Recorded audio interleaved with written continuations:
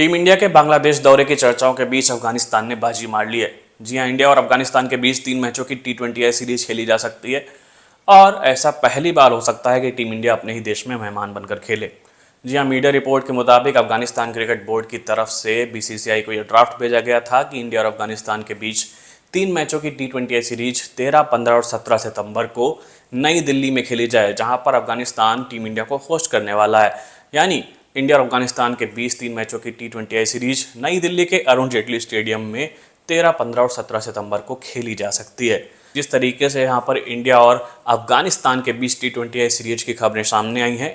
इससे यहाँ पर इंडिया और बांग्लादेश के बीच जो T20 सीरीज और ODI सीरीज की बातचीत सामने आ रही थी, अब उस पर विराम लगता हुआ दिख रहा है। जहाँ पर इस बात की संभावनाएं बेहद कम हो गई हैं कि अब इंडिया और बांग्लादेश के बीच T20 सीरीज या फिर ODI सीरीज खेली जाए,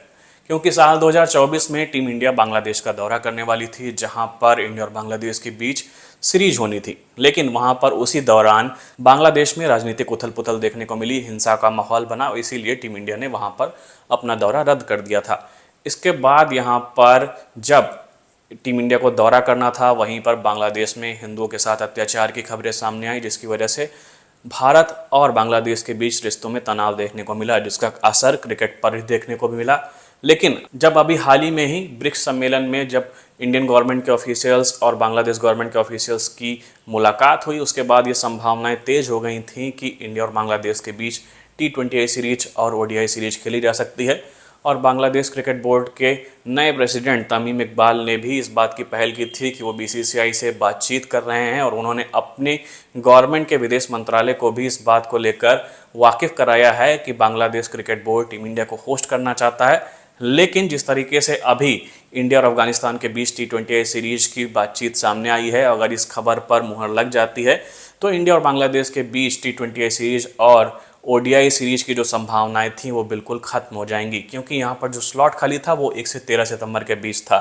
हालांकि अगर यहाँ पर इंडिया और बांग्लादेश के बीच किसी भी तरीके की सीरीज की संभावनाएं बनती हैं तो यहाँ पर एक मैच में क्लैश देखने को मिल सकता है, जहाँ पर 13 सितंबर को इंडिया और अफगानिस्तान के बीच पहला T20 मुकाबला प्रस्तावित है। वहीं अफगानिस्तान क्रिकेट बोर्ड ने यह भी अपनी मांग रखी है कि अगर 14 सितंबर को हो सके तो यहाँ पर एक मुकाबला रखा जाए, क्योंकि उस दिन